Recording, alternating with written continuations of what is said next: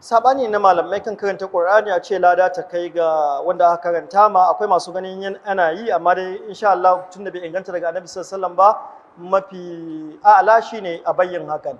Addu'a da zaka yi musu uwayenka rabbirhamhuma kama rabbayani sagira sannan kai ta musu addu'a Allahumma kilahuma duk addu'a da ake karanta a jana'iza ana karanta ta in ma kana so da larabci za ka yi ta yi kai ta addu'a Allah ya gafarta musu Allah ya musu rahama Allah ya ji kansu sannan kana karanta Qur'anin kai tawassuli da shi kace Allah ya ji kansu Allah ya musu rahama ba cewa an kai musu ladar karatun Qur'anin bane domin wa allaysa lil insani illa ma sa'a dan adam babu abin da ke samu ne sai abin da yayi idza ma tabnu adaman qata amaluhu illa min thalathin ga wata riwaya sun fi 30 amma dukkanin su inda annabi sallallahu alaihi wasallam ya faɗi cewa ana mai sallah ko ana mai karatun Qur'ani amma addu'a ta tabbata ana yi a Qur'ani Allah yana cewa wallazina ja'u min ba'dihim yaquluna rabbana ighfir lana wa li ikhwanina alladhina sabaquna bil iman annabi sallallahu alaihi wasallam yana cewa a sallar janaiza Allahumma ighfir lahu warhamhu wa afihi wa afu anhu wa akrim nuzlahu wa sim mudkhalahu har zuwa karshe bayan an tubuce yana cewa istaghfiru li akhikum was'alu lahu at-tathbita fa innahu al-ana yus'al zaka ana addu'a sai kai ta musu addu'a in ka karanta Qur'ani ko kai sadaka kai tawassuli da ita